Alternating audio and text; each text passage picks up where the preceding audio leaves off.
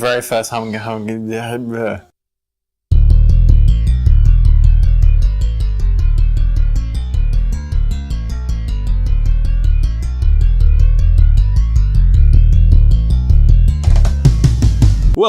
to the Pichy and Palscast for this week, the 17th of October 2018. How are you two feeling? Welcome back to Louis, by the way. I feel fantastic. Come on, you can't just say fantastic. There's a word you can say. Wonderful. No. Potemkin! Feeling wonderfully Potemkin. Fine, fair enough. Hello, I'm feeling okay. I mean, that's pretty good as far as Matt being on the Pichy and Palscast, wouldn't you say? Yeah, I'm not trying to hurdle myself off the balcony like usual, so yeah, this is alright. Yeah, we've got peak Matt. Not wanting to kill himself, Matt, is peak Matt for this podcast, so there you go. I'm trying to work out where I should actually begin our discussion of the films tonight, as there's a lot of points that I could jump off from. The guiding questions, which led me to decide to do these two films in tandem. The experience that we had tonight watching them. Ooh, where should I take things? Where would you like me to start, guys? The movies we watched, I guess. I guess you could say what movies we watched. Alright. So we watched Battleship Potemkin, Sergei Eisenstein's classic film, and Gary Ross's 1998 film Pleasantville. Now, I believe Louis was in the toilet when I was giving this trivia to Matt. The director, Gary Ross, of Pleasantville, also the writer, is a director who's done such other films as Lassie 1994, Big starring Tom Hanks, Sea Biscuit, and The Hunger Games Part 1. What? By part one, I'm sure you mean like just the first one, just first Hunger Games. Very first Yes, Hunger Games the... What a roster. What a resume this man has. What a roster. Anyway. It's his first time. He's just come back. It's okay. I thought... Don't worry. Okay. Yeah, that is quite a resume. I'm not sure what to say about that. Well, it feels like he has a type until you said the last one. And then it throws out of whack a little bit. It's like, it's 90s comedies. Yeah. Also, just a certain degree of adherence to Hollywood standards. And as we'll get to eventually with Pleasantville, certainly it does interesting discussion and use of Hollywood standards, while it's the same time, I feel in many ways it is quite restricted by the sorts of Hollywood standards it wants to adhere to. Let's start with my two guiding questions behind why I chose these two films together. The question that I wanted to ask about the film Battleship Potemkin. For those who are unfamiliar with Battleship Potemkin, it is a 1921 film by Sergei Eisenstein, who, along with Lev Kuleshov, is one of the founding fathers of the concept of film theory, as one of the serious pioneers in the value of editing and how you construct a visual text, and the use of what they coined as montage effect, where you can, simply by placing unrelated images, by the nature of them being shown in a sequence, you will create meaning that the images on their own did not have. You show a man, then you show an apple, you create the implication that the man is looking at and hungry for the apple. That sort of thing. And Potemkin is one of their early uses of this for state propaganda. Propaganda for the Union of Soviet Socialist Republics, the USSR. Obviously, it is a state propaganda film. The question I wanted to ask, though, is this left-wing propaganda? No, I think it's just for a particular state. It's just it's made for the state of the USSR. It's made to keep a particular form of government in power. I don't think at that point in time, I don't think anyone in charge of Russia at that point really cared too much about an ideology. It was just fuck the SARS. fuck the SARS, but mostly just trying to what's the word? Self-propagation is the word Yeah. that I was going to use. Sure, but also like looking to justify why they had to take power. So cast the last government in the worst possible light and cast yourself in the best possible light. It's propaganda for a specific amount of people. Yeah. Yeah, that's a fun. It's funny that you bring up the particular comment of for justifying the government in that point of time, because Eisenstein wanted Potemkin to live on as a film that is remembered, as propagandists often do. In particular, in the wake of World War II, Lenin Rosenstoff had a lot of supporters pushing to have her films acknowledged more. She was a Nazi government propagandist, and they really tried to push to get her stuff in film circles and theorists to be recognized as being an innovator in the medium and a pioneer in techniques, because that was a way of maintaining imagery that supports Nazism as a thing that was able to endure. And the reason that you shouldn't be supporting any sort of arguments is that not only did Rosenstoff not really pioneer any of the techniques she uses, but, again, it is the sort of technique that fascists use when they are out of power in order to maintain a position in the rhetoric. Potemkin's an interesting one, since, much like Birth of a Nation, there is genuine pioneering of actual techniques here. The editing in a lot of shots in Potemkin is completely innovative for the time period, which gives it a bit more credence. Though, yes, this film doesn't really espouse any sort of philosophical talking points or ideology that would be concurrent with a left-wing message. And what I will go for is two things. First, some evidence to indicate that this film wanted to continue to be propagated beyond the initial time of its creation and its original purpose, and looking at some of the ways that it kind of shows its hand at being unable to meet this goal. So, music. Potemkin is a silent film, and it was a very early film, so things like editing stuff in time to music wasn't really a thing. You would kind of just grab whatever music you could that kind of matched the tone that you were going for and just run with that. And something that Eisenstein insisted on was that if this film is to continue to be reproduced, the soundtrack should be replaced every 20 years or so in order to have the sort of soundscape that would be comprehensible to the times that the film is then being shown in. And so, with that in mind, we watched the first 5 or 6 minutes of a release from 2011, which had a bunch of improv and experimental musicians collaborating to make their own soundscape to the Battleship Potemkin. And I'm already hearing some snickering. I'm not sure if the mics picked it up, but how did that go? I thought it was awful. I was actually really concerned that we were going to watch. That would be my first look at Battleship Potemkin. Would be like the whole way through. Would be with that music playing. I'm not very good at describing music, so hopefully you guys can do it better. But it was, I guess, the easiest way to put it would be it was very jarring, and it was clearly it didn't. It's funny that unlike with the original music in Battleship Potemkin, they had time to look at the film. Obviously, they've had many years to look at the film, and then score music to it. And they did it so poorly is insane to me. Like, it doesn't flow with the movie at all. And that's what I would say about that version of Battleship Potemkin. Yeah, I'd agree with that. I'd describe it as like, I mean, it's modern. You mentioned it was from 2011. It started off with like a bit of like a kind of a rock track, and then started moving into experimental like electronic music. Yeah.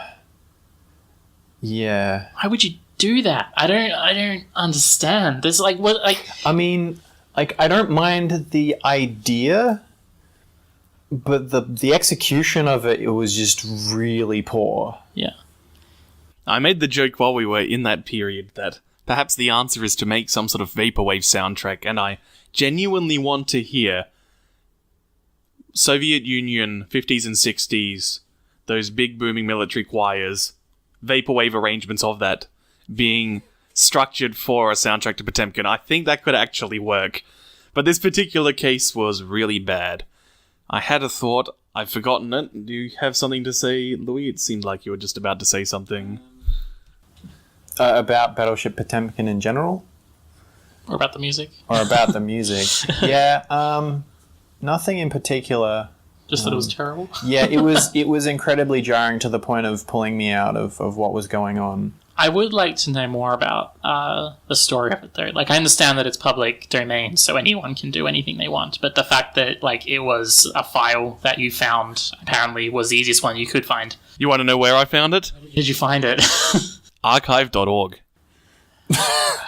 So I've not heard of this website. Is it good? Archive.org? What is archive.org? It is the Internet Archive. It is a site which archives all sorts of useful public domain things. And this just sounds like a pretty important website. The fact that this was the easiest file you could have gotten from archive.org for Battleship Potemkin is quite scary. Considering that we found the original on YouTube, right? Pretty easily enough. Yep. It's crazy. That's insane. But also, like, the fact that I understand it is public domain, but the fact that it is on archive.org, the fact that it seems pretty easy to get, like, it makes it sound more, like, almost official. Like, in some ways, like, this is something that people know about. So, and the fact that, like, that makes it even more insane to me. Like, this isn't just some, like, rando's YouTube channel that just pulled out, look at my experimental music that I put to Battleship Potemkin. This isn't the greatest rips. Yeah. Man, that reminds me that this is going to be a weird little tangent. But there's a story from a couple of months ago when we did Godzilla. And I've been trying to get a Blu-ray of Godzilla 1985. And in my journeys to find that, there is an American cut of Godzilla 1985 in the style of the American cut of the original Godzilla.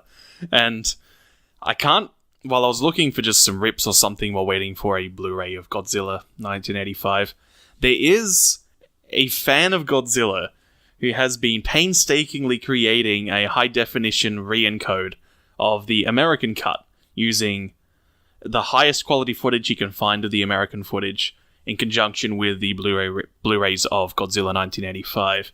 I'm bringing this up because if you want weird communist fan things, the name of the blogger doing this is Red Menace, and the banner is Godzilla wielding a hammer and sickle and wearing a Russian hat. Godzilla is the ally we need in our war against the capitalist machine. Godzilla will bring it all down for us. Well, he does have a tendency to tear down infrastructure. It's fair. I'm really annoyed. I had a comparison that I was going to make to this sound thing, but I think I'll just mention there is an old video called The Value of John Williams, which strips out the background music to the climax of E.T. Matt is already losing his mind thinking about just the silence, and you realize how bad the visuals are. Alrighty, we are back after a brief emergency, which has now been resolved. Godzilla actually attacked with a hammer and sickle. Yeah, Matt was just insisting that Godzilla has in fact attacked this apartment. There's a little video called The Value of John Williams. It strips out the music from the climax to E.T. and results in accentuating just how wooden and stiff a lot of the visuals and a lot of how sloppy the blocking is in Steven Spielberg films. But when he's got one of the greatest film scorers in history working on his project, it becomes this amazing, heartfelt, emotive scene. So, starting off, like, this is a silent film, Battleship Potemkin, but obviously you were not able to focus on what was happening at all when there was the improvisational, to say the least, soundtrack going on. Were you, and you seemed like you were able to focus on the visuals more when we watched a more traditional scored version of the film. But certainly because it's not with that sort of punctual tempo editing that is used in film and has been used for decades, was the music distracting from the visuals at any point for you? Yeah, well, we talked about that, like, right from the start. Like, I don't want to, like, pretend that... Yeah. No. Like, obviously it should be said it was very much better than the crap that we first were listening to, like, yeah, despite its problems. But yeah, as for the original music, there was definitely problems with tempo and with pacing, in that the music would clearly go in directions that it went into directions that the movie wasn't going in. Like, it would kind of diverge, like when the movie was slowing down in the pacing of its scenes and editing. Ooh. Keep going. When the movie was slowing down, the music might speed up. Sometimes the opposite, especially at the start where they were having an argument over maggots in their meat. Basically, they were being mistreated on the Battleship Potemkin. The regular crew members, they were arguing about the quality of their food. And while they're having an argument, the music starts to really swell and like it really builds. Yeah. But there's no real conflict just yet. There's a conflict building, yes, but the way the music is playing, it feels like the fight has already begun. Yeah, this is like, we're like well into the climax of the movie kind of music. Yeah. Like, it's really dramatic. And it makes it a little bit like difficult to take seriously. Like, like obviously, like bad food is a problem, and like it's a serious issue. But because of the music, it almost takes it too far, which means that unfortunately, when I should be sympathizing with the crew, it's almost too dramatic. It's like, come on, guys, calm down. It's like, this is bad, but you don't need to start getting the pitchforks already out. So it does take you out of the movie just a little bit. Yeah, it's interesting looking back at a movie that is so early on in film and obviously incredibly important, but also from the lens of modern sensibilities of film, that they were probably blown away by this at the time and were like, what is this new thing? There's a boat and there's people on it and there's a story to it and everything. And we're like, the music kind of swells at the wrong time. And it pulls me out of it. Yeah, it felt like there were some moments where you were having trouble interpreting what was going on because of that sort of situation was playing a bit of a trick with your brain. You were starting to anticipate and expect certain sort of moments to be happening, which weren't because the music was misdirecting you. Oh, yeah, absolutely. One thing I will say, though, is that... Now, I don't want to... I hope I'm not jumping too far ahead too quickly for us. We've jumped around all sorts in these shows. You know how it is. Yeah, so, like, everything leading up to the Odessa staircase scene felt, like, really... Like, it did feel like these are guys who are trying to work out how film works. And for me, the actual Odessa staircase that whole sequence... actually really worked quite well for me. Like, it all built up to this like conflict, and then like the music even worked. Like, it felt like sometimes, you know, when you watch a movie and there's like a moment in the movie and you're like, they had that idea from the get-go and nothing else. That's kind of what Odessa Steps felt like for me in this movie, where it's like they wanted to make that scene and they just tried to like bolt on story around it. It's just kind of funny that, you know, like the idea of the one scene they wanted to film for a movie called Battleship Potemkin was a scene that was not on Battleship Potemkin. There is a cut that I saw a couple of months ago.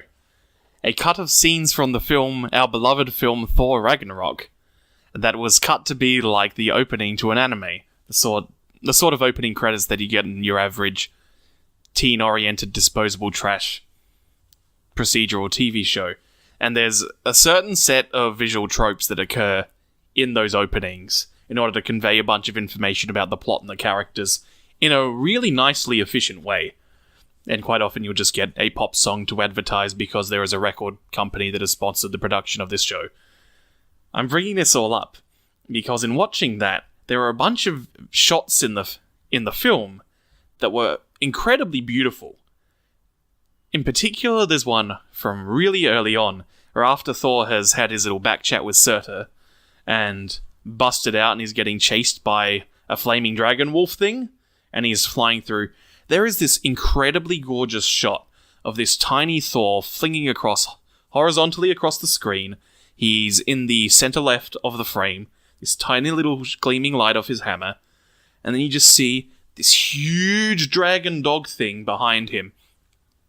And it stretches out almost like it's a crescendo in waveform. Just this cone of flame behind him from this dragon thing that's just its form is bigger and bigger and bigger as you get to the right-hand edge of the frame. And it's this incredibly stark and striking visual of this small thing being pursued by this giant monster in this high-speed situation. I did not remember this shot until I saw this trailer, because there are so many creative things and such fast-paced editing and construction and the sorts of visual settings we can create with modern technology and things that your brain can often be overwhelmed and just forget so many of the things that occur.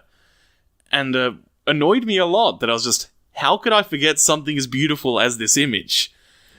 Where I'm going with this is that when you have seen Battleship Potemkin, for all its flaws and all of it's what it is, the Odessa Step sequence really is the defining moment of this film. And seeing a bunch of soldiers striding down in unison to mow down civilians, intercut with shots of despairing civilians running away in terror, and then that pram, that goddamn... Okay, let's actually just lay out the plot of this film so we can talk about this scene some more. Who would like to talk about what the actual plot is to Battleship Potemkin? Well, actually, that's not true. If that segue sounds a bit odd in relation to the previous sentence, it's because it's been about a week and a half since the other half of this conversation occurred. For you see, there were technical difficulties, and thus I had to call it a night, and we have since had many things happen. We have watched a third movie to add to this episode. Roman Reigns has become WWE Universal Champion. And Australia has a new Prime Minister. Yes, that's the jam belt, Louis. The belt made of jam. It's more bigger than the world belt. You should plug your video, though, that you made as part of the important things that have happened. But I haven't done the good video yet. No, you have done a good video, though. Thank you, Matt. It's okay, I quite enjoyed it. I haven't seen, listened to all of it yet, but I quite enjoyed it. Oh, you haven't seen it, but it's good. Well, it's not really something to see. It's just an audio thing. Yes, it's an audio log. You walk down corridors in the mid-2000s. Yes, I'm very happy to get the save code from that video that you made of, was it Mari? Mirai. Mirai. That's In fact, the full title in Japan is Mirai no Mirai, because the little sister's name is Mirai, which means future. And since one from the future pops up, it's the Mirai from the future. Give us a sneak peek of Mirai, the video that you were... Yeah, sneak peek of what you were saying in that video. I said words. Okay. You can just click on that. It's probably in the related videos now. Okay. Because I've probably found some way to make the algorithm connect the two. Hopefully so. So I believe where we were at is detailing the plot outline of the Battleship Potemkin. Go ahead, Matt. It's still on you. Oh, wow. Okay, no. You are gloating about how easy this is. What? Pidgey's throwing me the easy question now. Yeah. Remember the microphone. Yes. So basically it starts out on the ship called the Potemkin. It's a battleship in the Russian Navy. And the working conditions on that ship is atrocious. The main thing is they're having a lot of trouble with food. But that seems to be just one of many things that's going wrong. Clearly, the officer class on that ship is just... Dicks. Yeah, just a bunch of dicks. Just like how all of Russia seems to be struggling with... authoritarianism and just vast inequality and just a shitty ruling class. So there's a mutiny that breaks out. Although you guys have said that mutiny means it fails. I should use a different word because it succeeds. Did I say that? Pretty sure one of you said something like that. There's another word for mutiny if it succeeds. Oh, well, wouldn't that be like a revolution? There's a mini revolution on the ship then. A transitional leadership. Yes. Unfortunately, one of them dies, but otherwise they are successful in overthrowing the officer class on the ship, and they take over the ship and take command of it. They then travel to a dock in a little town or a city called Odessa. Yeah, it's a city. It had a fair amount of arts and so on. There was quite a well-renowned opera house where a lot of Tchaikovsky's works were first performed from memory. Which is a great place, I guess, to set a movie about a revolution in a cultural kind of city. Like, just because that's... you'd imagine something like that. Are you saying that it's like it's the Melbourne of Russia? Something like that. But the city, unfortunately, It's not cultured. ooh. Some shots fired here. You thought this was about movies, but actually it's about a long rant on Melbourne. Louis is about to just go on a huge one. No, Okay, you said what you thought. He backs his Queensland boys. He's a big Peter Dutton fan. Oh.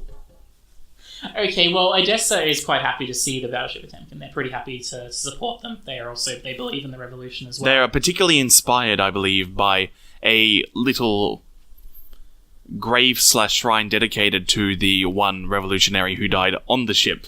And that is what really brings people to pay attention to the ship, is that they leave on the dock him just lying there with a note basically saying, hey, this is a guy who was killed over shitty conditions in a bowl of soup. Yeah. Which actually confused me, because I wasn't sure if that meant the Potemkin was actually there, or whether they just kind of let it drift off there. But they did actually go there, apparently. But that goes really poorly for Odessa, because their support for the revolution means the Tsar, the ruling power in Russia, basically a monarchy, essentially. The king.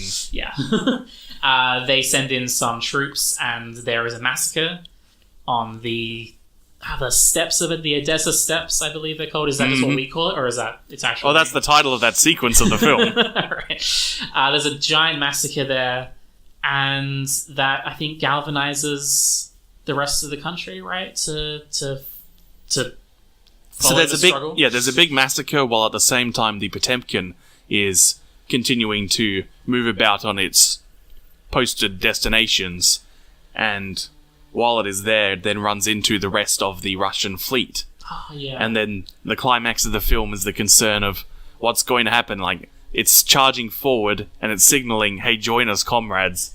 But will it just get gunned down? Will it get gunned down? No! They also join in the revolution. What a great undying success this is.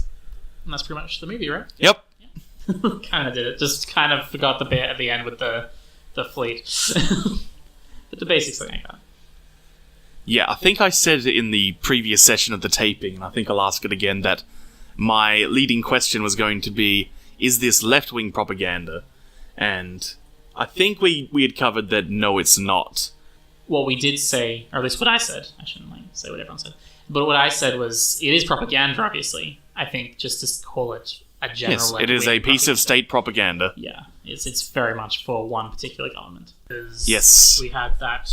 It was pretty disjointed. Yeah. We had that experiment. Yes, that horrible experiment. And then even the proper music, while much better, still had its issues of just like we talked about, the fact that it didn't use temp editing at the time, and so... Yeah, you know what? Let's use that to bridge all three films while we're here. Wow.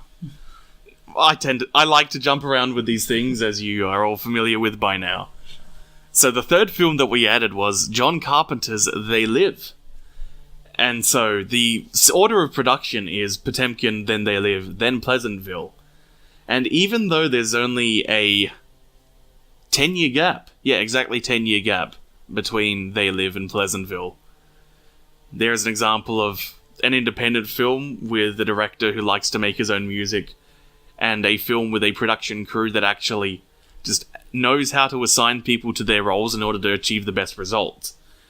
And so we go from Potemkin, where it's just choosing public domain music, and because you gotta have sound to go with your visuals, to John Carpenter, who has this very minimalistic approach, and it's just the same blues song constantly throughout the film, which works to an extent with one of the ideas of how there is a secret ruling class of alien lizard people trying to lull you into a sense of stupidity and stupor. And so it kind of works to improve that, but while none of the individual bits of music are quite as memorable in Pleasantville, them in conjunction with the excellent Foley in that film really, really accentuate bits and moments and scenes and emotions as you need to. There's this great bit, like the Foley in Pleasantville is really, really good. There's a lot of squelch and crunch and the right sort of impact to actions when they occur. And of course, one of the best moments is when the basketball team first becomes incapable of playing basketball. as the reality of doubt starts to creep into their minds. And almost all the Foley and backing interim ambient music that was playing cuts out. And there's this incredibly hollow echo to this moment of a basketball just dropping to the ground, having not hit its mark. And he really has this nice little impactful moment of something's different. Well, I guess as not just with music and sound, I think we're looking at these three movies, like the difference with Pleasantville is that it's made by people who knew what they were doing. Like it's the most movie out of all the three movies that we watched. It was made by professionals, and it was made by people who understood what they were doing. Yeah, it's a really good example of, because it's easy when we like to pursue art and craftsmen who are looking to make art out of film. There is genuine merit to a lot of what the bog standard Hollywood system does in the way that it assembles films, and that when you've got the right intent going in, you can actually use that all to make something really, really good. Yeah. Oh, yeah. Oh, yeah, I was going to say is like, because it's, they know what they're doing because of the history of film building up to this. So it's like Battleship Potemkin this is why I find it, like, I sometimes find classic movies, particularly really old ones, like, difficult to discuss because more than anything, it's incredibly important as a historical piece. It did like incredibly important things, but it's like we can't really. It's not like you can go, it's a good movie. I mean, they didn't know any better. They were literally like just going, hey, we know that when people put these things in order, they draw like meaning from them. Maybe we can tell a story with this. Yeah, and I think one of the key things to then really take when you're looking at film as old as Potemkin is you just gotta... It's a really good exercise in finding, identifying, and appreciating the real moments that really, really do shine out. I believe I've already got... Way back, we've got me ranting earlier in this episode about how there's so many visual moments in Marvel movies that I just don't remember.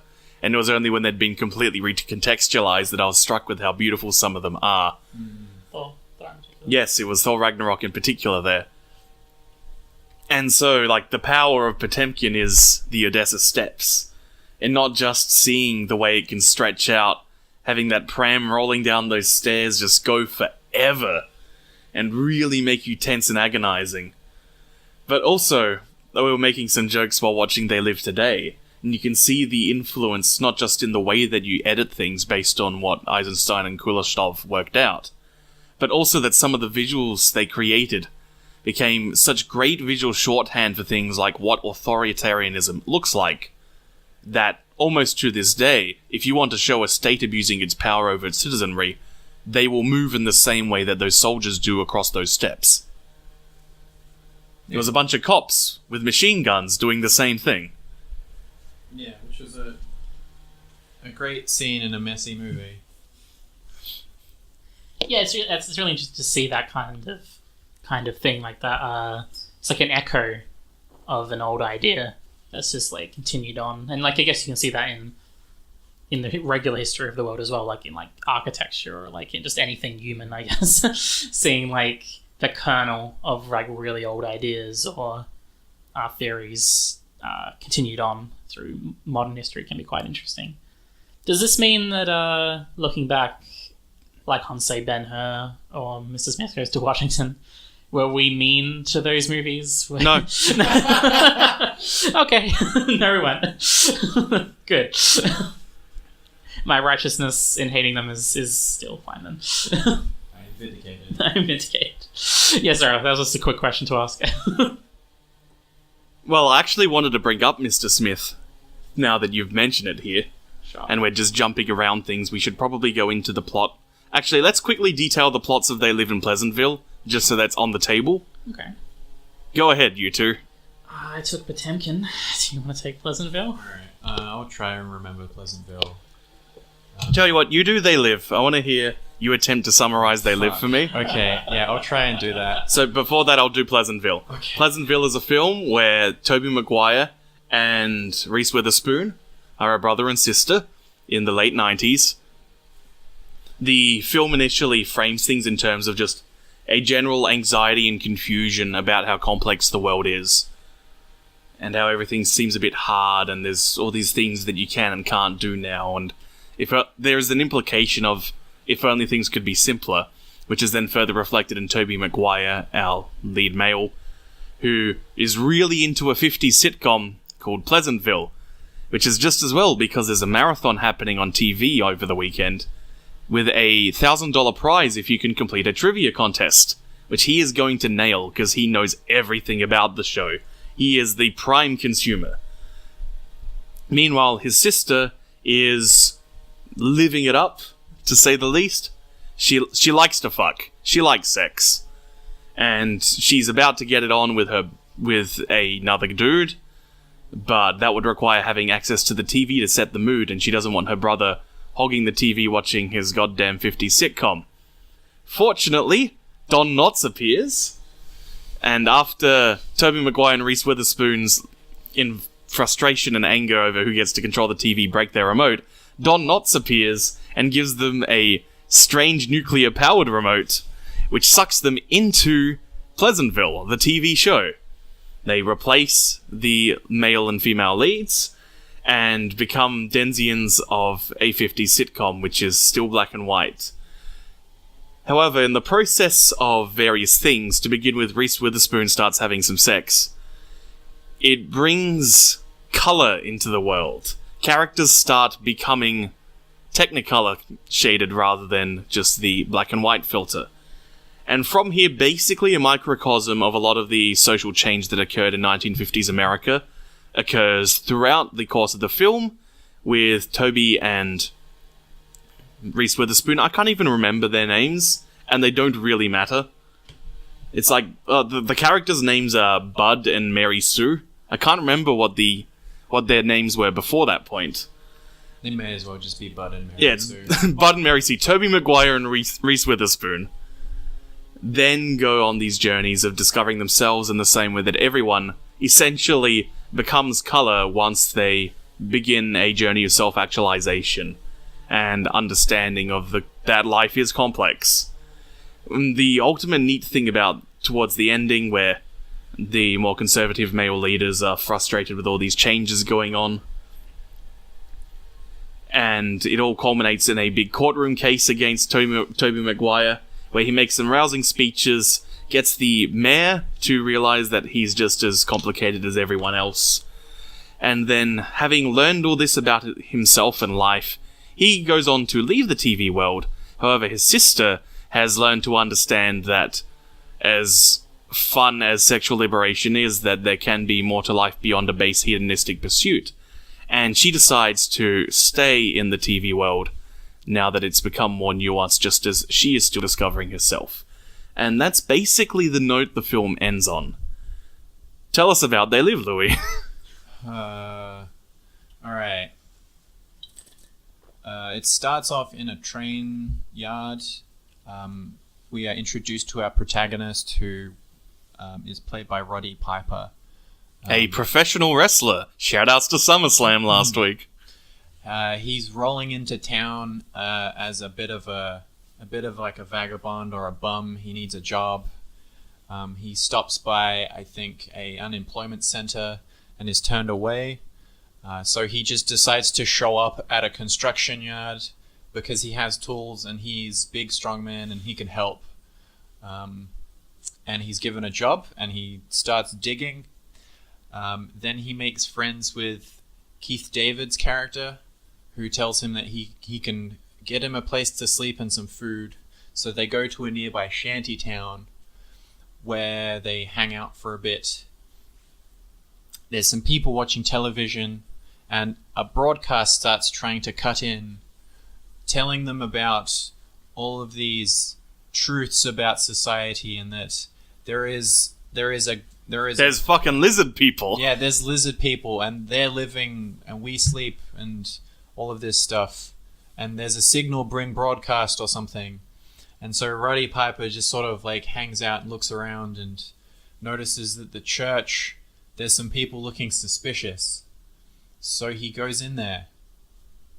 Just cause. and he comes across a chemistry set, and he sees a big sign that says "They live and we sleep," and then notices that there's actually no like gospel singing going on. It's actually just an audio recording, and there are people in there being suspicious. He knocks down by accident.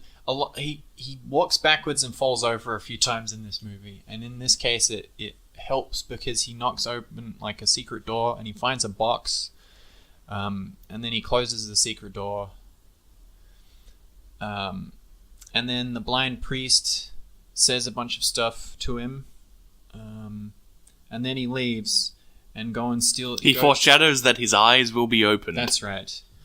And then Roddy Piper heads back to the shanty town and convinces a kid to give him his binoculars, and then just promptly sits and watches the church for probably 8 hours. When finally the police show up and raid the place, not quite in time because they have managed to like put most of the stuff into some like cars, and they all drive off in different ways, but the police are here and they show up and they bring bulldozers and bulldoze the whole shanty town. And guns. And guns. And Roddy Piper's just sort of there, and then he leaves and he helps a little. No, he's not a little boy. He helps one of the guys from the shanty town, and then they run away a bit, and then they manage to like hide in a nearby like building, and some other people from the shanty town are there, and he kind of pawns the guy off, and then it cuts back to daylight now, and Roddy Piper is back in the shanty town, and there's nothing there, and they're all sort of like scrounging through whatever's left because the police have demolished the place. So he's like, all right, something was going on with that church. I better go and check out the church. And he goes in there, and pretty much everything's been like taken. But he checks behind the secret door, and there's still a box in there. So he takes the box, and he goes somewhere secluded to open the box, which is like behind a building near some dumpsters. So he opens the box, and he finds the box is full of sunglasses. And he's a little bit unsure about the box of sunglasses. They seem kind of not that important because they're just sunglasses. But he takes a pair of sunglasses and he hides the rest of the sunglasses in the box in a trash can. And he leaves. And as he's sort of just wandering around town, he puts the sunglasses on. And it turns out that they're magic sunglasses. They're science sunglasses. Yes, magic science sunglasses. And the sunglasses reveal to him that the illocutionary forces and perlocutionary forces of all that he sees. I should explain what the hell I just said, shouldn't I? Yeah, maybe. All right. When you talk to someone, there's essentially 3 forces at play that you're imposing on the person you're speaking to: the locutionary, the illocutionary, and the perlocutionary. Here's a fun little linguistics lesson that I never actually did in the Simpsons video I was going to do at one point. So the locutionary force is straight up the thing that you said. So if I said, would you please give me a glass... If I said to you, would you please give me a glass of water? The locutionary force is a request. Basically, it's the grammatical component. Right. The illocutionary force is what I mean by what I said. So when I say, would you please pass me a glass of water? What I mean is, I am requesting you to pass me a glass of water. And the perlocutionary force is what I want you to do now you've heard this thing, which is, I want you to give me a glass of water. If I say I wanted a glass of water though, and I said, I'm really thirsty, the locutionary force is a statement, but the illocutionary force is, I would like you to give me some water, and the perlocutionary is, I want to give you some water. Right, yeah. So the locutionary force of the advertising billboards is, hey, it's really sunny in the Caribbean, which has this buxom woman in a bikini relaxing on a beach. So the locutionary force is an advertisement for the Caribbean, but the illocutionary and perlocutionary forces, when seen through the sunglasses, are marry and reproduce. So what this means in the movie is that all advertising is turned into just black text on a white background stating exactly what it is. So there are signs everywhere that say obey. The magazines have like things like, I can't remember all of them. I remember the money turns into "This is your God." That's the best one. Very much the best one. But not only is the advertising shown to be what it truly is, there are some people in the society who are creepy alien lizard people. So he has a bit of a conflict with one like creepy alien lizard person who's like looking at him kind of suspiciously, and then he leaves after looking through some of the magazines, not paying for them or anything, and he wonders, when is he? That's right, he gets cornered by the cops because a lot of the cops are also To be aliens. precise, before that, while he mills around and then he walks into a shop That's and right. sees there's a lot of Okay, snotty rich yes. people and they're all fucking lizard people. I remember So he starts that. bad-talking them, and in doing so, they realize, hey, he knows who we are. Yes, And that's they right. call the cops on him. Not before he walks backwards and trips over something. So he heads outside and the police show up and corner him and are like, "Hey, where did you get those sunglasses? You know something that's up, and but if you like play along with us, it'll be all good. We don't want to like, have to get messy and maybe kill you, right?" So he kind of punches the guy and takes his gun and then starts shooting the alien people. Any he finds. He takes the cops' shotguns. He takes the guns, and he just starts like, more cops show up, more aliens show up, and he just starts shooting all of them. He wanders into a bank because he's now being chased by the cops. Because to everybody else, he's just murdering people indiscriminately. As all good Americans do. And so he's in the bank and he sees that some of the bank people are also alien lizard people. So he shoots them too. And then what happens next? He leaves the bank because he's being chased by the cops still, and he runs into that lady in the underground car park. So he sneaks up on a random lady and like basically takes her hostage and forces her to drive him to her place. So they go to her place, and he's all suddenly like really sorry that he dragged her into this, and she's not a lizard person, so he's not gonna like, hurt her or anything. And they have some really stilted, awkward dialogue about the fact that he's had a rough day. And then he asks her to put the sunglasses on, and she's all like, "Yeah, but if I put them on, I'm just going to tell you what you want to hear anyway." So he's like, "Oh, okay, fine." And then she gets up to get a drink, and he's all like, "Don't fuck with me." And she's all like, "I just want to go to the toilet." And he's like, "All right, go."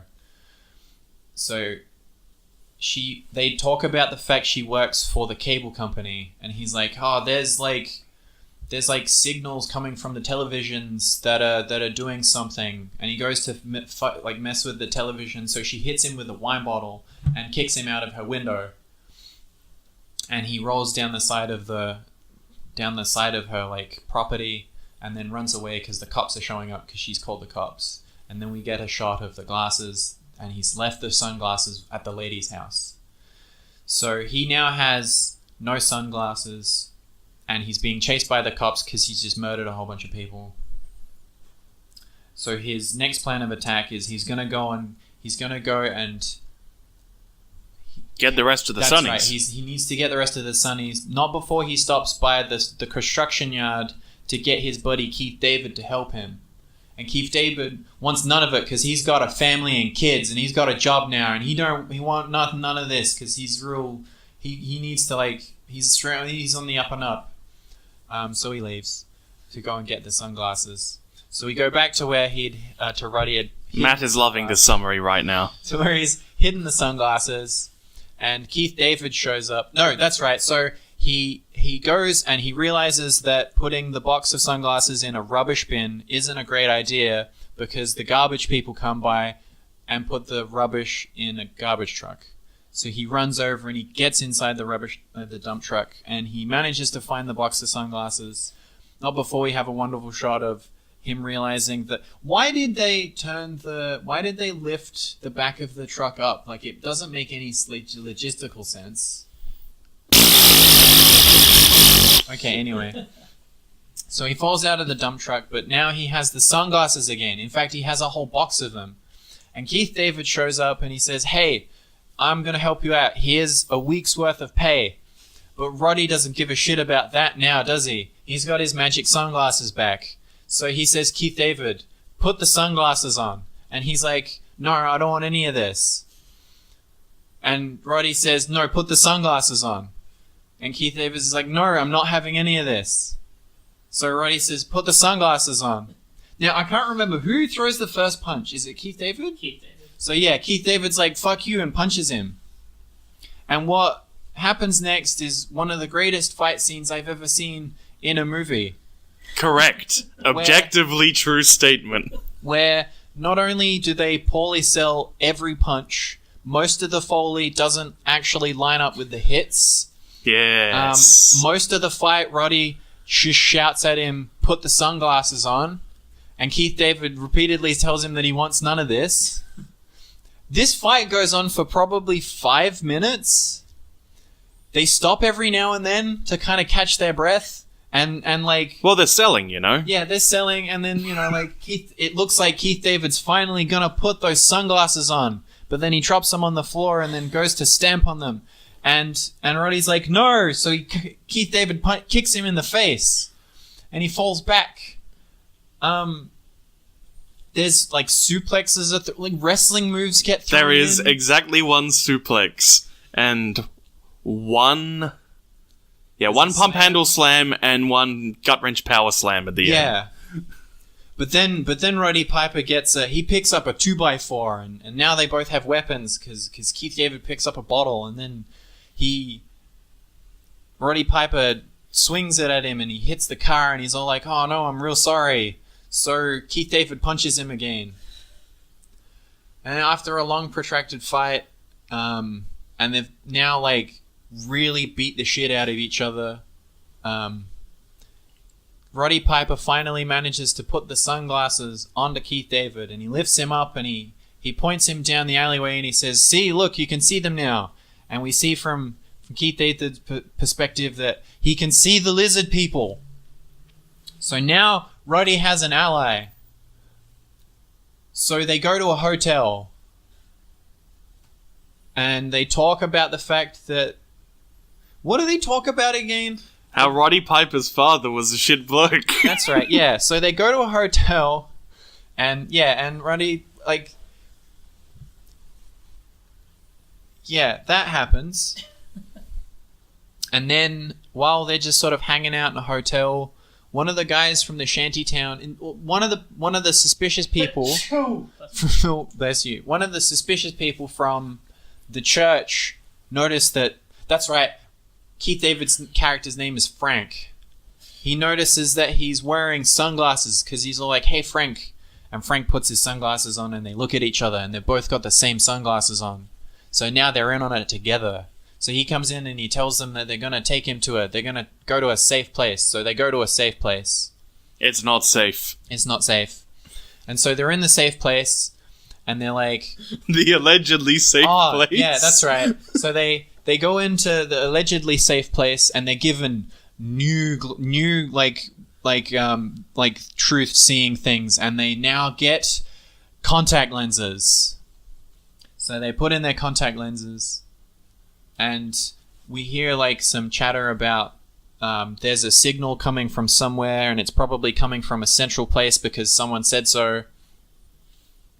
And that where he works, it's not there because they say so. But it could be somewhere else, maybe. And it turns out the lady from earlier is also here now. And Roddy and her have an awkward conversation, and she apologizes about throwing him out the window because she didn't know, and that's okay. It's all good. And then, while they're talking, an explosion goes off right behind them, probably close enough to kill them both, but that doesn't matter.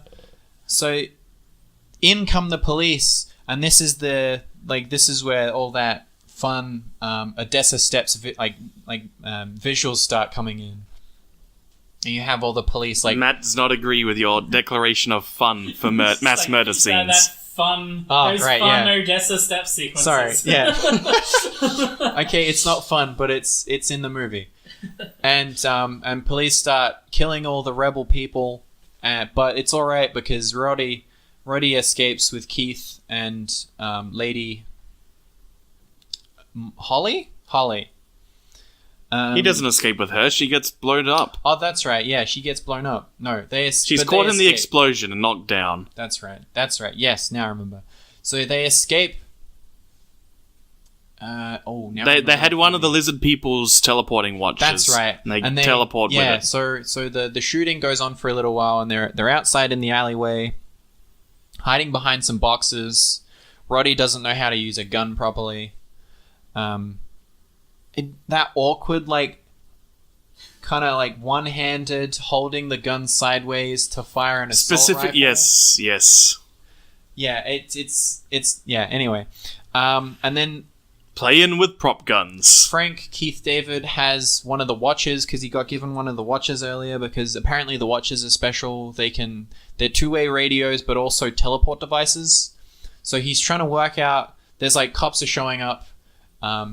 And Keith David's trying to work out how to use the watch, and then something happens. It malfunctions, which opens up a portal, and Roddy's like, "Go in the hole, because there's police coming. They're gonna kill us." So they both jump in the hole, which turns out to be directly leads them to the aliens' base.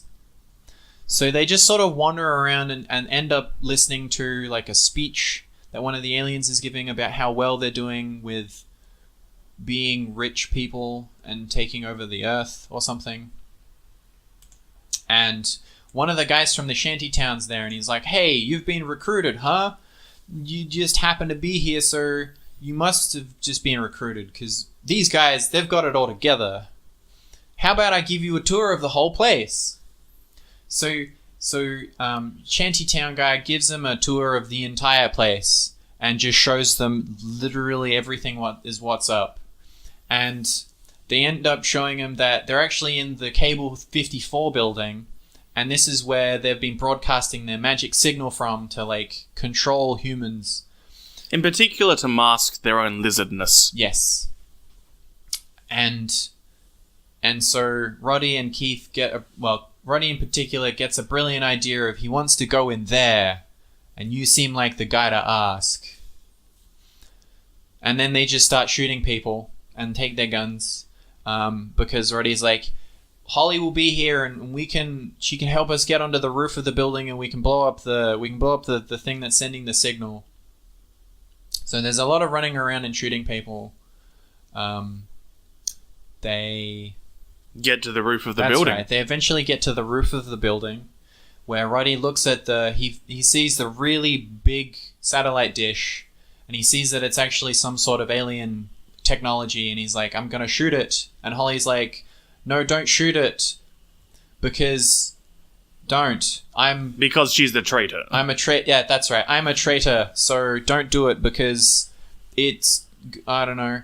So there are some helicopters in the background as well telling him to put down his gun. And he's all like, okay, and he drops his gun. But then he had a second secret gun that he pulls out and he shoots Holly. And he turns around and starts shooting at the alien technology, which blows up. But then also the helicopters, they shoot him. And then we get a shot of some explosions of the top of the building as the signal is dying. There's a laser kind of goes out. I guess that's representing it going. And then we see that all of the wool has been pulled off everybody's eyes. And all the lizard people and the alien lizard people, they're now like in color and everybody can see them and all of the and the man behind the curtain is revealed, and that's more or less how we end.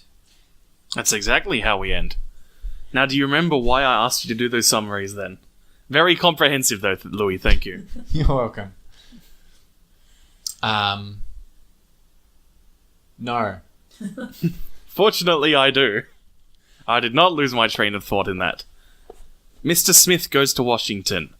I said at the time that one of the lingering influences of it, particularly on American cinema, is that love of the one person who can make a difference.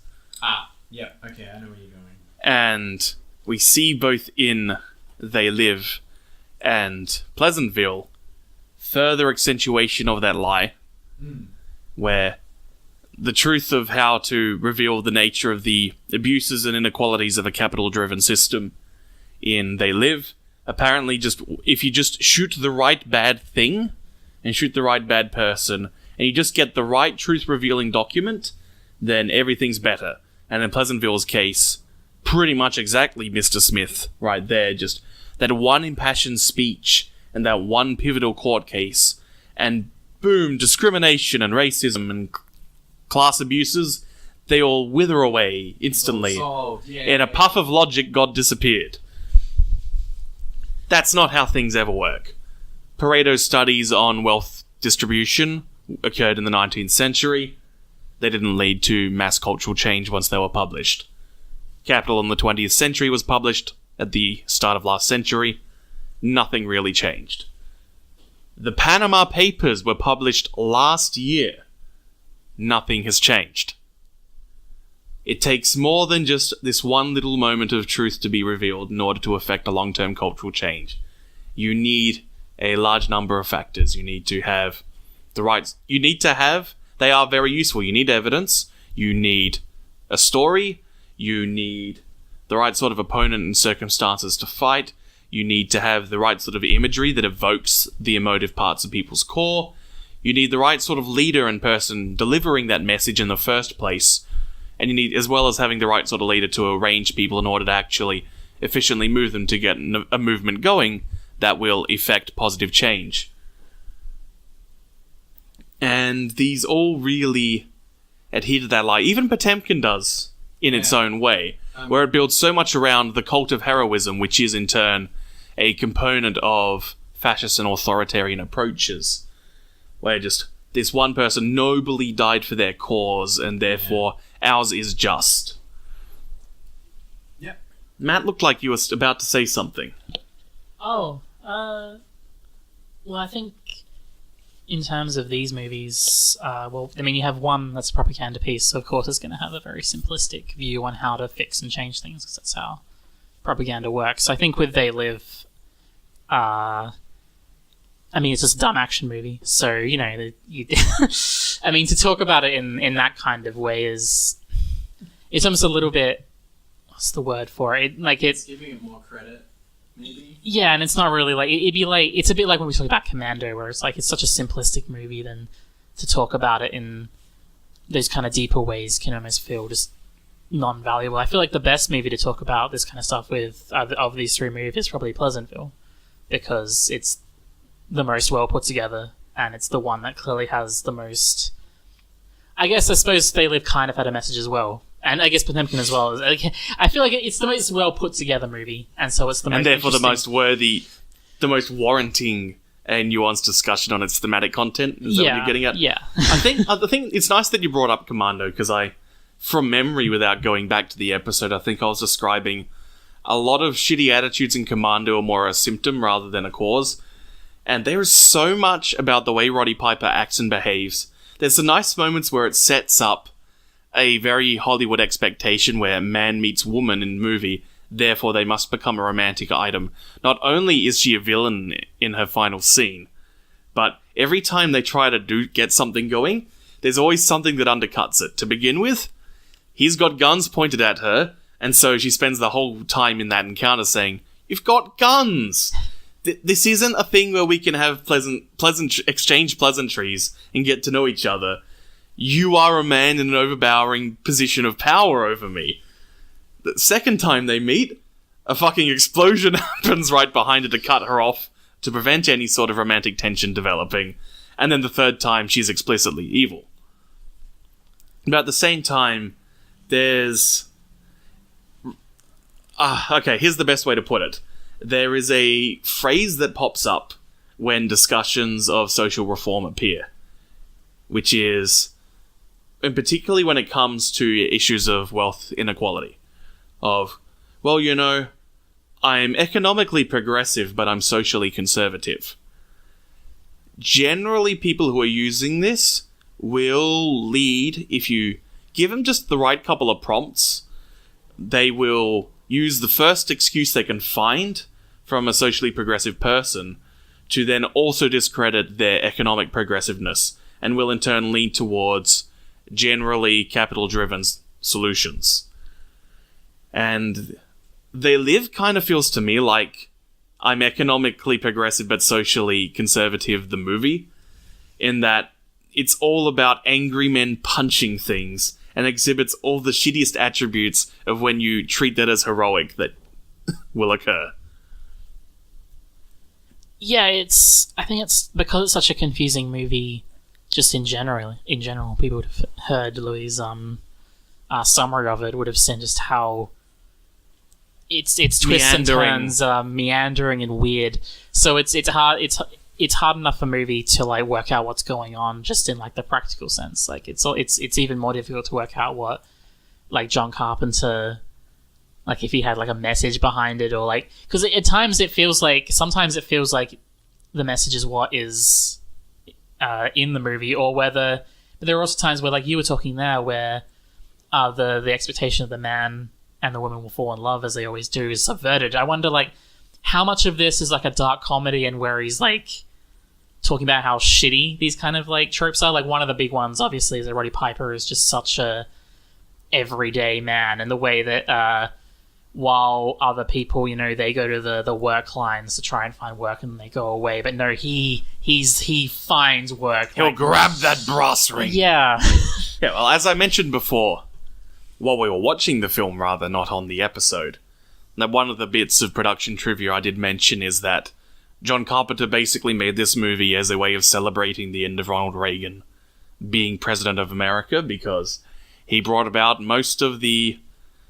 He was the flag bearer for all those really shitty components of neoliberalism, a thought process which is all about saying, fuck you, I've got mine, and money will fix things if you just put yourself first more, then that will make solutions.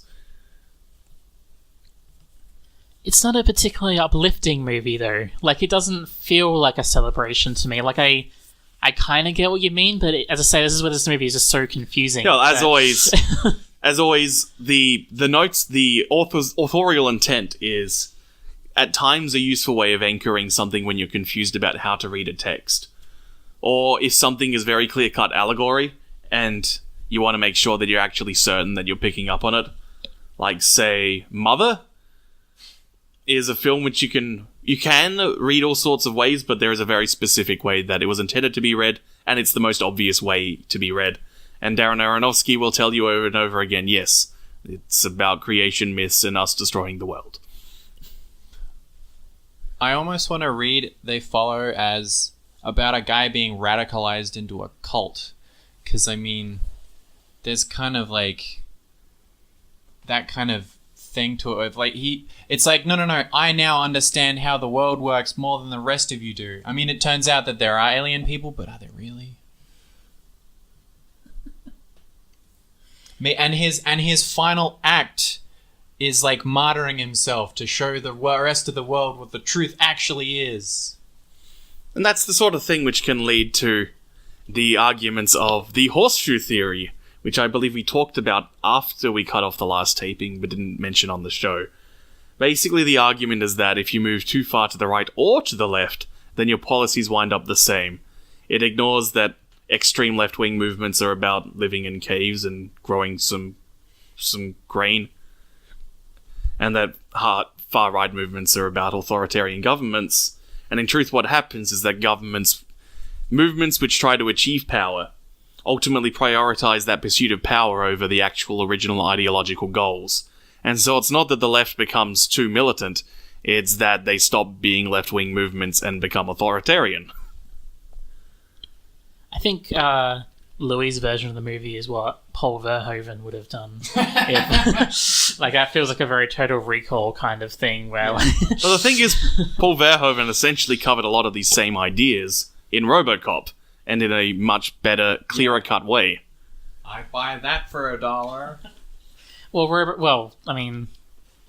RoboCop is a better film than They Live. You know, and that's a fine statement. The hot takes here in this podcast. I think everyone needed to know that. Yeah, and that's why, like, because there's also bits in the film that feel like there's one line in particular where Keith David's blow it out your ass. yes, but no, there's one line where he's like the people who have the gold make the rules. Like, that's almost golden rule. Yeah, the golden rule. Don't you know the golden rule, boy? Like, that is like there's a vague sense of like anti-Semitism there. And like, that's why I think that was another thing that kind of confused me, where it's like difficult to tell where John Carpenter is, like what he believes is the problem here. Like, is it neoliberalism that's the problem? Is it just I think evil the film's... rich people that are the problem? Like, well, I mean, evil rich people will generally default to a system which benefits them the most, which is going to either be feudalism or, if your society won't let you get feudalism back yet, neoliberalism. Yeah, but it's just the way that, especially because it's not everyone is a lizard person in positions of power. Like, so at the start of the film, there's a very, like, sense of, like, oh, it's, like, secret people in the background that are the evil ones. So that's why it makes it difficult for me to, like, discern whether it's, like, he's attacking a particular ideology or just, like, certain people or, like, what... Yeah, well, I think it's important that there are humans allying with the aliens, which means that it is people agreeing with a neoliberal hegemony rather than it's just the secret cabal, because that was what would really make it have that Jewish conspiracy coding. Yeah. I think, otherwise, you'd have to be pulling here and be use Nazi arguments of, like, cultural Bolshevism, which the film is not doing. Yeah. I think this is where, it's always very praiseworthy if a movie can pull off, being, say, like, an action film, or when it's able to world build while also telling its story. We've talked about that before. Mm-hmm. And I think this is one of the examples of a movie that just can't do that at all. It doesn't have that same, like, elegance or craft to it. Nope. Where, like, a movie like, say, John Wick, where it's a movie about an assassin, essentially, and it's an action film at its heart, and it does little things just during the movie. It doesn't need to talk about them too much, doesn't need to spend too much time with exposition, but it's able to just do these little things that build a world. Another movie that I recently saw on your recommendation yesterday even was Upgrade, which I thought did a fantastic... Oh man, you saw Upgrade. Which I thought did a fantastic job of, like, telling a basic action story and the way it weaved in its world building was fantastic. Yes. Okay, but when the episode's done, we'll just gush over Upgrade, because that'll be a really boring episode. But this is a great example of a movie that can't do that. And it's like the idea of a world that's been taken over by lizard men or lizard men from space. Like, there's so much to set up in that world, and I don't think it does it very well. Like, instead of being able to do it elegantly, like, say, John Wick or Upgrade can, it does it very confusingly, where I don't really understand how this world's supposed to work. It clearly doesn't, actually, really. Like there's a lot of dumb stuff where, like, there's one central location, is in a random city that's apparently broadcasting a signal everywhere. Yeah, and that's where you get to, again, the issues which happen when a lot of your understanding of how you tell a story is, particularly a politically driven story, is taking that Mr. Smith influence, where when you're taking influence from a narrative that was broken, then your narrative is probably also going to be broken. And I think that really accentuates how good Pleasantville is. That even though it just really, really rushes to that conclusion and just suddenly puts all of its nice world building and characterization on halt to just get this Mr. Smith moment out of the way so we can roll credits. And that it manages to be a great film in spite of that happening. Yeah, I would love to talk a bit more about Pleasantville. Yes, let's do that. Because we've been talking about Potemkin, which is okay, but there's not much to talk about, and now we're talking about this They Live movie, which I kind of like, but it's also kind of shit, let's be honest. Yes. So we should talk about the actually good movie that we watched. No, I don't. You wanted it. Sorry. I thought you wanted it. No, Louis doesn't want to talk about Pleasantville now. He's done. My main concern about talking about Pleasantville was that I had so many things I wanted to talk about. Now I'm unsure.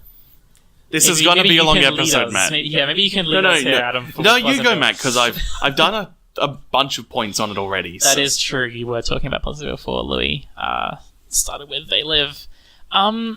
I think the interesting is that, and this is why I'm such a horrible person in that, even though I really liked Pleasantville, I think overall, I get that it's a good movie. Like, I can tell objectively. You admire the craftsmanship, but don't like it. Is what you're getting I wouldn't even say that. I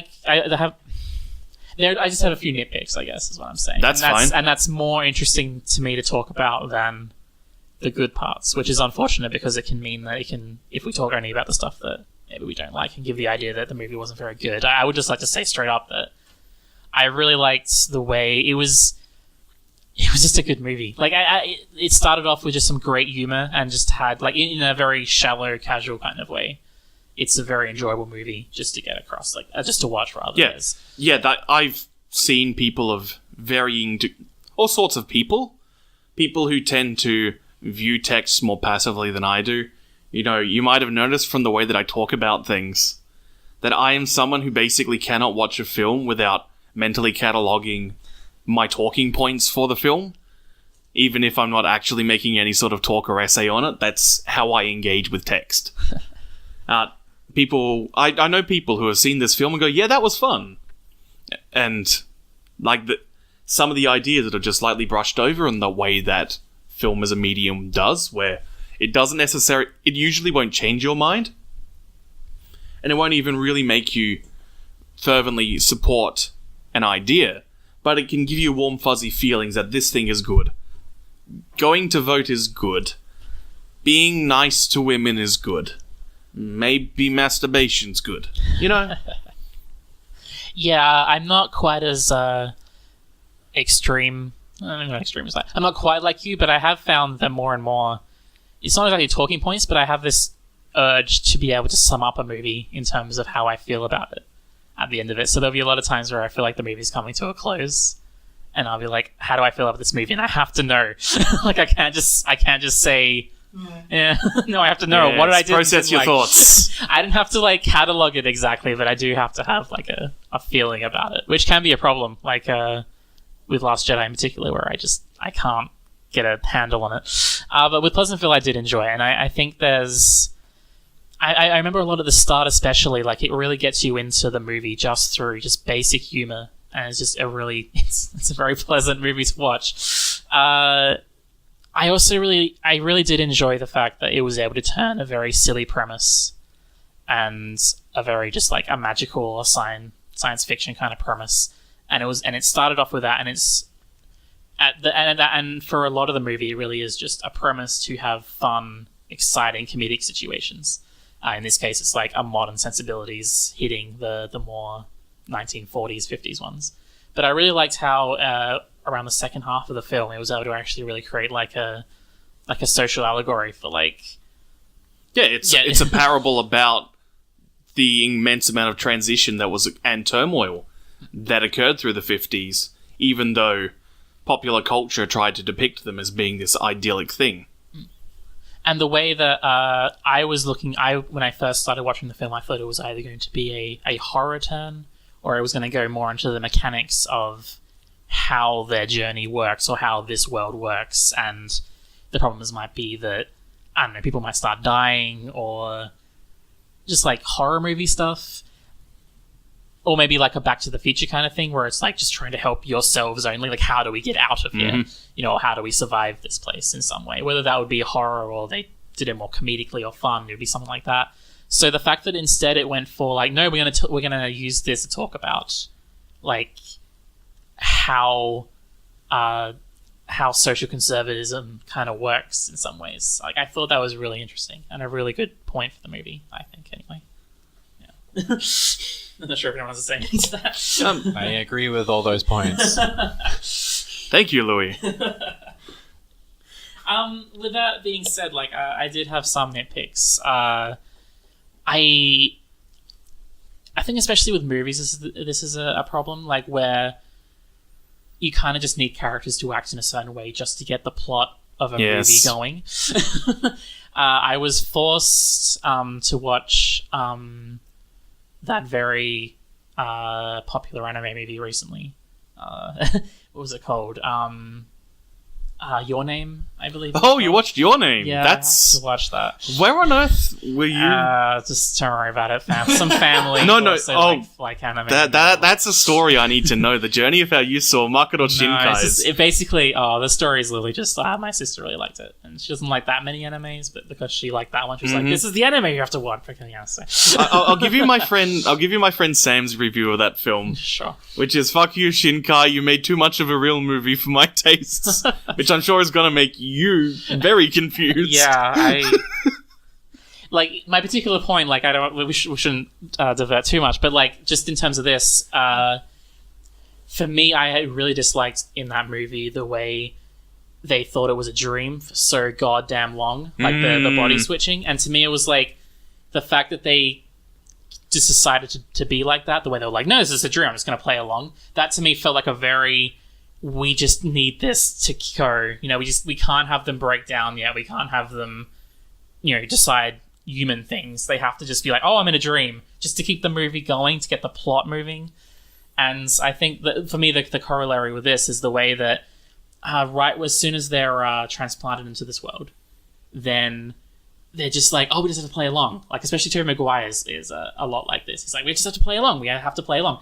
But there's no, like, setup for consequences for not playing along. They just sort of decide to. He's like, oh, just play along with this and just try to adapt, and then I'll work out how to get out of here. But to me, there wasn't enough of oh my fucking god, what is happening? Where are we? Like, they didn't have a human reaction because the movie needed them to just... It's not a 16 episode TV show where you can just spend 2 episodes doing that. Yeah. So... Oh, man. Yeah, that actually would have been really cool to see, where they're like running around saying, how the hell do we get out here? Like, running to the end of the street because they're like, where does it go? And it comes back to Pleasantville. So, like, that would have been, like, a really cool scene to have, is where they literally just try to run out of Pleasantville and come back in the other end of Pleasantville. Yeah, that's the sort of thing which would have been an incredible visual to do, but the film's already over 2 hours long as it is, and so it instead achieves that while also doing a bunch of world building about how the education system is at that time, which is fine in itself as a form of script efficiency. But yeah, I guess it's that sense of stakes that was kind of missing.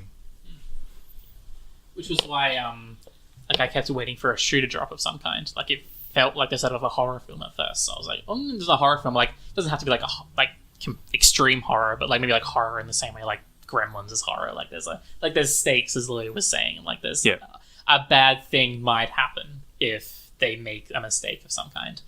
And instead, this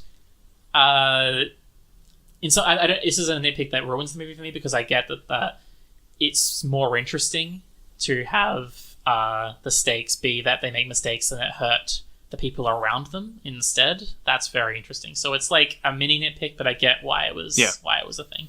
That was a thing you were kind of hoping it would do, but then it did something else because it was a different sort of film. Yeah.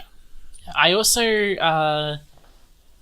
I know you had a very good point in this was not on the podcast, so it's probably still a good thing to pick up. I found that sex was probably a slightly obvious thing, and it was like a wellspring that they continually went back to. And even though I thought it was like having it be present was good. Like, it was a very decent way of like showing how these people are kind of innocent and naive, and how it would have a big effect on the community for them all to like start to discover it. But I kind of like, for me personally, the because it was kind of like self-actualization, right? Like that's how they were like coming into Technicolor, and that's how they were like discovering themselves. And so I was more appreciative of like there was one character who realized he really liked painting, and that was something that I really enjoyed. Or the sister, Reese Witherspoon. Yes, Reese Witherspoon. Reese Witherspoon. She like Legally blonde. Legally blonde. She discovers her love of books and reading and stuff like that. Like, and Tobey Maguire, he discovers that he wants to grow a spine. He wants a heart. He wants courage from Yes. from that reference to that film. I really liked those things, and I felt like just like sex felt kind of. Yeah, I felt like a crutch the movie went to a little bit too often. Yeah. And the point that I made when we discussed that one before, and I guess I should just have it here, is that this is a film which is a discussion on recontextualizing our understanding of 50s popular culture in contrast with the actual times of the 50s. But it's also very much a Hollywood film for white people. And so, second wave feminism is a much easier and more palatable pill to be swallowing than discussions on how America continues to treat its colored populations, or discussions about things like narcotics. And so it's basically doing that because it's safer and more likely to get the other facets of his messaging through if it relies on some sexual actualization rather than learning to like black people. If it was a different movie with different goals, I suppose it could have looked more into like gone like a step deeper. Like these are like social issues. Like you could talk more about almost like the meaning of existence. Almost like who are we exactly, and where do we exist in this world? Like that kind of like existential crisis that someone who realizes they're living in such a small pocket of reality might have. Oh, 5 people in a box episode of The Twilight Zone? Something like that, yeah. Alright, next point before we... Oh, Louis looking a bit tired as well. Oh, sorry. Sorry, mine. Yeah. I have 2 though. That's fine, get through them. It's like, I feel like we've mined that well. Okay. Drained that well, mined that reserve. Another nitpick That is... vein? The last 2 nitpicks are kind of very shallow, but I just can't get them out of my head in that they don't affect the movie. Oh yeah, those can make or break your experience though. Yeah. Like they don't mess with like the message of the film or anything like that, but they are just like little things. Like and this is especially this one. I feel like because it's a very much a movie thing. Like it's like a failure of set up and payoff. Where the reason why they're dumped into this TV land is this old man apparently loves Pleasantville. I think that's the idea anyway. He loves the TV show Pleasantville, so apparently he just somehow has the technology or the magic to throw people into the show, which he deems as a favor because he thinks it's such a perfect place to live. Why he doesn't live there, I'm not quite sure. But the movie sets him up as maybe not an intimidating villain, or antagonist, but an antagonist nonetheless, because like he's trapped them in this world. And he's also very annoyed when they keep messing with things. Yeah. But, of course, ultimately he's there to serve as a plot device in order to get them into the TV, rather than to actually serve as a character.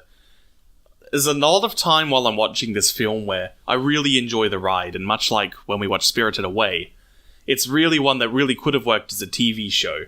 And this feels like the sort of plot thread that you could use as something down the line, but since it wants to get to the more important actual villain, that is social conservatism, then Don Knotts has to just play second fiddle and just kind of smile and wink at the camera as the credits roll.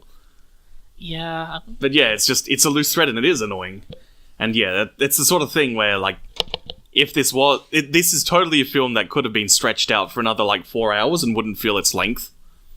Because it's just so much fun to watch people living and interacting in this world. Yeah.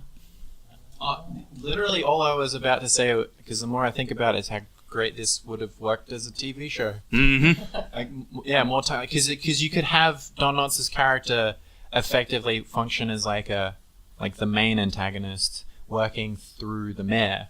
Yeah. As his sort of second in command almost. Yeah, because there is a consideration for this old man loves Pleasantville. The antagonists in the social conservatism plot are mostly old white guys who think that it's perfect. Like, there is something there.